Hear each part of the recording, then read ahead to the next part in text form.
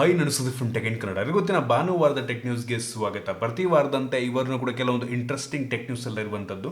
ಇವತ್ತಿನ ಮೊದಲ tech news ಬಂದ್ಬಿಟ್ಟು ಅಮೆಝಾನ್ ಅವರು ಅವ್ರ ವೆಬ್ಸೈಟ್ನಲ್ಲಿ ಮಿಸ್ಟೇಕ್ ಆಗಿ ಒಂದು ಬಕೆಟನ್ನು 26,000 ರೂಪಾಯಿಗೆ ಲಿಸ್ಟ್ ಮಾಡಿದ್ರು ಆಯಿತಾ. ಸೊ ಆ ಒಂದು ಫೋಟೋ ಸ್ಕ್ರೀನ್ಶಾಟು ಲಿಟ್ರಲಿ ಇಂಟರ್ನೆಟ್ ಅಂದರೆ ಸೋಷಿಯಲ್ ಮೀಡಿಯಾಗಳಲ್ಲಿ ಫುಲ್ ವೈರಲ್ ಆಗಿತ್ತು. 26,000 ರೂಪಾಯಿಗೆ ಬಕೆಟು. ಮೋಸ್ಟ್ಲಿ ಎಲ್ಲರೂ ಇದೇನೋ ಚಿನ್ನದ ಬಕೆಟ್ ಇರಬೇಕಾ ಏನೋ ಅಂತ ಅನ್ಕೊಂಡ್ರು ಅನ್ಕೋತೀನಿ. ಅದರ ಟೈಟಲ್ ನೋಡ್ತಾ ಇದ್ದಾರೆ, plastic bucket for home and bathroom set of one. ಕೆಳಗಡೆ 25,999 ರೂಪಾಯಿ. ಮೋಸ್ಟ್ಲಿ ಮಿಸ್ಟೇಕ್ ಆಗಿ ಮಾಡಿರ್ತಾರೆ. ಸೊ ಇನ್ನು ಮುಂದಿನ ಟೆಕ್ ನ್ಯೂಸ್ ಬಂದ್ಬಿಟ್ಟು, ಮುಂಚೆ ಎಲ್ಲ ಪೊಲಿಟಿಷಿಯನ್ಸು ಗೌರ್ಮೆಂಟ್ ಎಂಪ್ಲಾಯಿಗಳೆಲ್ಲ ಅಂಬಾಸಿಡರ್ ಕಾರ್ನ ಯೂಸ್ ಮಾಡ್ತಾಯಿದ್ರು. ಆ ಕಾಲದಲ್ಲಿ ವೆರಿ ಪಾಪ್ಯುಲರ್ ಕಾರು. ಇದೀಗ ಒಂದು ಕಂಪನಿ ಹಿಂದೂಸ್ತಾನ್ ಮೋಟಾರ್ಸ್ ಏನಿದೆ, ಅವರು ಅಂಬಾಸಿಡರ್ 2.0 ಅಂತ ಇನ್ನೊಂದು ಕಾರನ್ನು ತೊಗೊಂಬರ್ತಾ ಇರುವಂಥದ್ದು. ಆ ಒಂದು ಲುಕ್ ಯಾವ ರೀತಿ ಇರುತ್ತೆ ಇನ್ನೂ ಗೊತ್ತಿಲ್ಲ, ಕಾದ್ ನೋಡೋಣ. ಸಿಮಿಲರ್ ಲುಕ್ಕಲ್ಲೇ ಲಾಂಚ್ ಮಾಡ್ತಾರೆ ಹೆಂಗೆ ಅಂತ. ಮತ್ತು ಅದೇ ಕಂಪನಿ ಒಂದು ಎಲೆಕ್ಟ್ರಿಕ್ ಕಾರ್ನ ಕೂಡ ಲಾಂಚ್ ಮಾಡೋದಕ್ಕೆ ತಯಾರಿಯನ್ನು ನಡೆಸ್ತಾ ಇರುವಂಥದ್ದು. ಕ್ರೇಜಿ ವಿಷಯ ಅಂಬಾಸಿಡರ್ 2.2 ಅಂತ ಅಂದರೆ. ಇನ್ನು ಮುಂದಿನ ಟೆಕ್ ನ್ಯೂಸ್ ಬಂದ್ಬಿಟ್ಟು, ನಾವು ಇಷ್ಟು ದಿನ ಒಂದು ಫೋನ್ ಕಾಲ್ ಯಾರು ಬಂತು ಅಂತ ಅಂದರೆ ಅದು ಯಾರದು ಅಂತ ನೋಡೋದಕ್ಕೆ, ಅಂದರೆ ಕಾಲರ್ ಐಡಿಯನ್ನು ಚೆಕ್ ಮಾಡೋದಕ್ಕೆ ಟ್ರೂ ಕಾಲರ್ನ ಯೂಸ್ ಮಾಡ್ತೀವಿ ಆಯಿತಾ. ಬಟ್ ಇದೀಗ ಗೌರ್ನಮೆಂಟ್ನವರೇ, ಟ್ರೈ ಅವರೇ ಇದೀಗ ಅಫಿಷಿಯಲ್ ಆಗಿ ಈ ಒಂದು KYC-based ಕಾಲರ್ ಐಡಿ ಅಂತ ತೊಗೊಂಬರ್ತಾ ಇರುವಂಥದ್ದು. ಇದು ಬಂತು ಅಂತ ಅಂದರೆ ಲಿಟ್ರಲಿ ಯಾವ ನಂಬರ್ ಆದರೂ ನಿಮ್ಗೆ ಅವ್ರು ಯಾರು ಅಂತ ಗೊತ್ತಾಗುತ್ತೆ. ಹೊಸ ನಂಬರ್ ಆದರೂ, ಅವ್ರು ಟ್ರೂ ಕಾಲರ್ ಇಲ್ಲ ಅಂದರೂ ಕೂಡ ಅದು ಯಾವ ನಂಬರ್ ಅಂತ ಗೊತ್ತಾಗುತ್ತೆ. ಕ್ರೇಜಿ ವಿಷಯ, ತುಂಬ ಒಳ್ಳೆಯ ವಿಷಯ ಅಂತ ಪರ್ಸ್ನಲಿ ನನಗಂತೂ ಅನ್ನಿಸ್ತಾ ಇರುವಂಥದ್ದು. ಯಾರು ಕಾಲ್ ಮಾಡಿದ್ರು ಗೊತ್ತಾಗುತ್ತಾಗ. ಸೊ ಇದು ಇಂಪ್ಲಿಮೆಂಟ್ ಆಗಬೇಕು. ಸೊ ಇದು ಹೆವಿ ಕಾಂಪಿಟೆಂಟ್. ನಂಗೆ ಅನ್ನಿಸ್ದಂಗೆ ಇದು ಬಂತು ಅಂತ ಅಂದರೆ ನನಗೆ ಅನ್ನಿಸ್ದಂಗೆ 100% ಯಾರು ಕೂಡ ಟ್ರೂ ಕಲರ್ನ ಯೂಸ್ ಮಾಡೋದಿಲ್ಲ. ಈ ಒಂದು ಟ್ರೂ ಕಲರ್ ಮೋಸ್ಟ್ಲಿ ನಮ್ಮ ಭಾರತದಿಂದ ಹೋಗ್ಬಿಡುತ್ತೆ ನಂಗೆ ಅನ್ನಿಸ್ದಂಗೆ. ಅವ್ರದ್ದು ನಾವು ಪರ್ಸ್ನಲಿ ಯೂಸ್ ಮಾಡೋದೇ ಒಂದು ರೀಸನ್ಗೆ, ಟ್ರೂ ಕಲರ್ನ ಯಾರು ಕಾಲ್ ಮಾಡ್ತಾರೆ ಅನ್ನೋದು ನೋಡೋದಕ್ಕೆ. ಅದೇ ಅಫಿಷಿಯಲ್ ಆಗಿ ಟ್ರೈ ಅವರೇ ಮಾಡಿಬಿಟ್ರು ಅಂತ ಅಂದರೆ ಕತೆ ಮುಗೀತಿವ್ರದ್ದು. ಕಾದ್ ನೋಡೋಣ. ನಾನು ಹೆವಿ ಎಕ್ಸೈಟ್ ಆಗಿದ್ದೀನಿ ಯಾವಾಗ ಬರುತ್ತೆ. ಇನ್ನು ಮುಂದಿನ ಟೆಕ್ ನ್ಯೂಸ್ ಬಂದ್ಬಿಟ್ಟು, ರ್ಯಾನ್ಸಮ್ ವೇರ್ ವೈರಸ್ಸು. ಈ ಒಂದು ಮಾಲ್ವೇರ್ ಹೆಂಗಪ್ಪ ಅಂತ ಅಂದರೆ, ನಿಮ್ಮ ಕಂಪ್ಯೂಟರ್ಗೆ ಬಂತು ಅಂತ ಅಂದರೆ, ಸೊ ನಿಮ್ಮ ಕಂಪ್ಯೂಟರ್ನ ಲಾಕ್ ಮಾಡಿಬಿಡುತ್ತೆ. ನೀವು ದುಡ್ಡನ್ನು ಪೇ ಮಾಡಿದ್ರೆ ಮಾತ್ರ ಆ ಒಂದು ಲಾಕನ್ನು ಓಪನ್ ಮಾಡುತ್ತೆ. ಸೊ ಆ ರೀತಿ ಮಾಲ್ವೇರ್ ಇದು. ಸೊ ಇದು ಒಂದು ಒಳ್ಳೆ ಮಾಲ್ವೇರ್ ಅಂತ ನಮ್ಮ ಭಾರತದಲ್ಲಿ ಕೆಲವು ಜನಕ್ಕೆ ಇದಾಗಿದೆಯಂತೆ. ಏನಪ್ಪ ಅಂತ ಅಂದರೆ, ನೀವು ಕೊಡುವಂಥ ದುಡ್ಡನ್ನು ಒಳ್ಳೆ ಕೆಲಸಗಳಿಗೆ, ಬಡವರಿಗೆ, ಅವಶ್ಯಕತೆ ಇರೋರಿಗೆ ಡೊನೇಟ್ ಮಾಡ್ತಾರಂತೆ. ಸೊ ಈ ರೀತಿ ರ್ಯಾನ್ಸಮ್ ವೈರಸ್ಸನ್ನು ನಮ್ಮ ಭಾರತದಲ್ಲಿ ಕೆಲವೊಂದು ಕಂಪ್ಯೂಟರ್ಗಳಿಗೆ ಅಪ್ಸಿದಾರಂತೆ. ಸೊ ಇದೊಂದು ನ್ಯೂಸ್ ಆಗಿದೆ. ಇದಕ್ಕೆ ಒಳ್ಳೆ ಕೆಲಸ ಅನ್ಬೇಕಾ ಕೆಟ್ಟ ಕೆಲಸ ಅನ್ಬೇಕಾ ನೀವೇ ಹೇಳಿ, ಕಾಮೆಂಟ್ ಮಾಡಿ. ಇನ್ನು ಮುಂದಿನ ಟೆಕ್ ನ್ಯೂಸ್ ಬಂದ್ಬಿಟ್ಟು, ಡೆಲ್ಲಿಯಲ್ಲಿ ನಮ್ಮ ಭಾರತದ ಅತಿ ದೊಡ್ಡ ಡ್ರೋನ್ ಫೆಸ್ಟಿವಲ್ ಆಯಿತು ಡೆಲ್ಲಿಯಲ್ಲಿ ಆಯಿತಾ. ಸೊ ಅದರ ಅಧ್ಯಕ್ಷತೆಯನ್ನು ನಮ್ಮ ಡ್ರೋನ್ ಪ್ರತಾಪ್ ಅವರು ವಹಿಸಿದರು. ಕಾಮಿಡಿ ಮಾಡಿದೆ ಆ್ಯಕ್ಚುಲಿ. ನರೇಂದ್ರ ಮೋದಿ ಅವರು ಇದನ್ನು ಇನಾಗರೇಟ್ ಮಾಡಿದ್ರು ಆಯಿತಾ, ನಮ್ಮ ದೇಶದ ಪ್ರಧಾನಮಂತ್ರಿಗಳು. ಒಂದು ಒಳ್ಳೆ ವಿಷಯ. ಫ್ಯೂಚರ್ನಲ್ಲಿ ಒಂದು ಡ್ರೋನ್ ಯೂಸ್ ಹೆವಿ ಆಗುತ್ತೆ. ಬಟ್ ಇನ್ನೂ ಇಂಪ್ಲಿಮೆಂಟ್ ಆಗಿಲ್ಲ. ಪ್ರೊಡಕ್ಟಿವ್ ಆಗಿ ಅಂದರೆ ಕೆಲವೊಂದು ಟೆಸ್ಟ್ ಅಗ್ರಿಕಲ್ಚರ್ಗೆಲ್ಲ ಟೆಸ್ಟ್ ಮಾಡ್ತಾ ಇದ್ದಾರೆ, ಡೆಲಿವರಿ ಮಾಡೋದಕ್ಕೆ ಟೆಸ್ಟ್ ಮಾಡ್ತಾರೆ. ಅದೆಲ್ಲ ಇನ್ನೂ ಚೆನ್ನಾಗಿ ಇಂಪ್ಲಿಮೆಂಟ್ ಆಗಿಲ್ಲ. ಆಲ್ಮೋಸ್ಟ್ ಫ್ಯೂಚರ್ನಲ್ಲಿ ಆಗಬಹುದು. ಇನ್ನೂ ಒಂದು ಟೆಕ್ನಾಲಜಿ ಇಂಪ್ರೂವ್ ಆಗ್ಬೋದು. ಕಾದು ಒಟ್ಟಿಗೆ ಡ್ರೋನ್ ಟೆಕ್ನಾಲಜಿ ಹ್ಯೂಜ್ ಪ್ಲ್ಯಾಟ್ಫಾರ್ಮ್ ಅನ್ಸುತ್ತೆ ನಂಗೆ ಅನ್ನಿಸ್ತಂಗೆ ಫ್ಯೂಚರ್ನಲ್ಲಿ.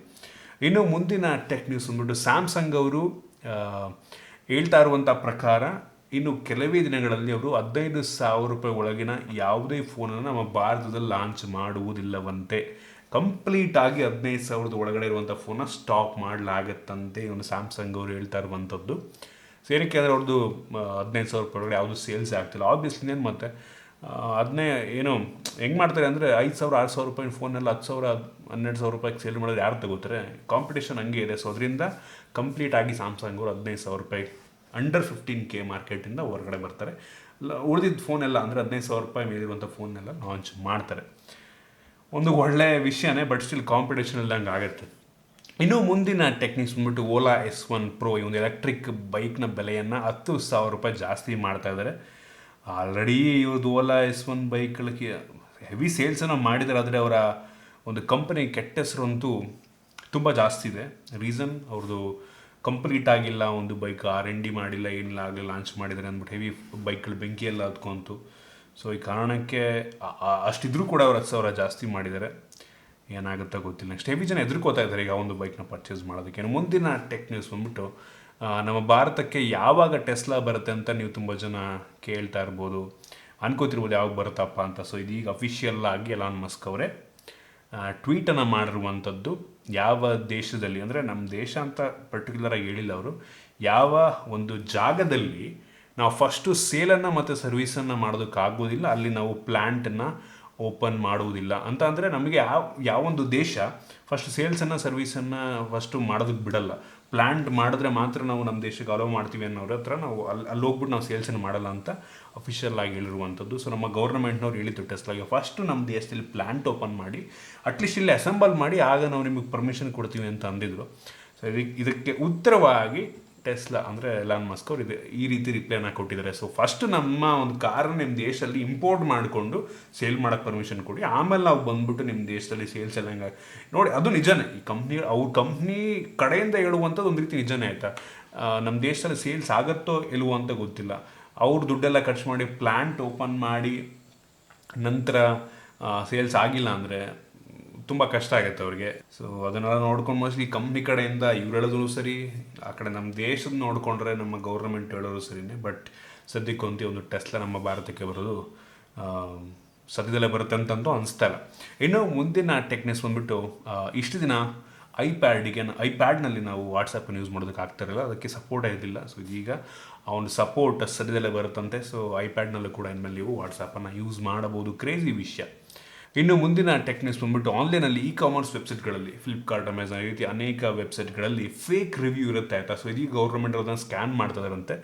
ಸೊ ಮೀಟಿಂಗನ್ನು ಮಾಡ್ತಾರೆ ಸದ್ಯದಲ್ಲಿ ಈ ಎಲ್ಲ ವೆಬ್ಸೈಟ್ಗಳ ಒಬ್ಬರು ಅಧ್ಯಕ್ಷರನ್ನ ಕೂರಿಸಿ ಇದ್ರ ಬಗ್ಗೆ ಮಾತುಕತೆಯನ್ನು ಆಡಿ ಒಂದು ಡಿಸಿಷನಿಗೆ ಬರ್ತಾರೆ. ಈ ರೀತಿ ಇನ್ಮೇಲೆ ಫೇಕ್ ಪ್ರಾಡಕ್ಟ್ ರಿವ್ಯೂನ ನಾವು ಹಾಕೋದಕ್ಕೆ ಸಾಧ್ಯ ಇಲ್ಲ. ಒಂದು ಒಳ್ಳೆ ವಿಷಯ, ಗೌರ್ಮೆಂಟ್ ಅವ್ರಿಗೆ ಏನೇನೋ ಚೆನ್ನಾಗಿ ಮಾಡ್ತಾಯಿದ್ದಾರೆ. ಇನ್ನು ಇವತ್ತಿನ ಕೊನೆಯ ಟೆಕ್ ನ್ಯೂಸ್ ಬಂದ್ಬಿಟ್ಟು, Ather ಬೈಕು ನಿಮ್ಗೆ ಗೊತ್ತಿರ್ಬೋದು, electric bike, most popular, heavy ಸಕ್ಕತ್ತಾಗಿ ಬಿಲ್ಡ್ ಮಾಡಿದೆ, R&D ಮಾಡಿದರೆ ಚೆನ್ನಾಗಿ. ಇಷ್ಟು ದಿನ ಈ ಒಂದು Ather ಬೈಕಿಂದು ಯಾವುದೇ ಕಂಪ್ಲೇಂಟ್ಸ್ ಇರಲಿಲ್ಲ. ಸೊ ಇದೀಗ ತಮಿಳ್ನಾಡಲ್ಲಿ ಒಂದು ಬೈಕ್ ಬೆಂಕಿ ಎತ್ಕೊಂಡಿದೆಯಂತೆ. ಇದೇ ಮೊದಲ ಬಾರಿ, ಇದಕ್ಕಿಂತ ಮುಂಚೆ ಯಾವುದೇ ಕಂಪ್ಲೇಂಟ್ಸ್ ಇರಲಿಲ್ಲ ಈ ಒಂದು Ather ಬೈಕಿಂದು. ಒಳ್ಳೆ ಸಕ್ಕತ್ತಾಗಿದೆ ಬೈಕ್, ನಾವು ಓಡಿಸಿದ್ದೀನಿ, ಬೆಂಕಿ ಇದೆ ಮಾತ್ರ. ಸೊ ಫಸ್ಟ್ ಟೈಮ್ ಈ ಒಂದು ಡೀಲರ್ಶಿಪ್ನಲ್ಲೇ ಈ ಒಂದು ಬೈಕ್ ಮೇಲೆ ಬೆಂಕಿ ಎತ್ಕೊಂಡಿದೆ. ಏನೋ ಮೈನರ್, ಹೆವಿ ಜಾಸ್ತಿ ಏನಾಗಿಲ್ಲ, ಮೊದಲನೇ ಕೇಸ್ ಇದು. ಸೊ ಫಿಕ್ಸ್ ಮಾಡ್ತಾರೆ, ಏನೋ ಒಂದು ಮೈನರ್ ಪ್ರಾಬ್ಲಮ್ ಇರುತ್ತೆ.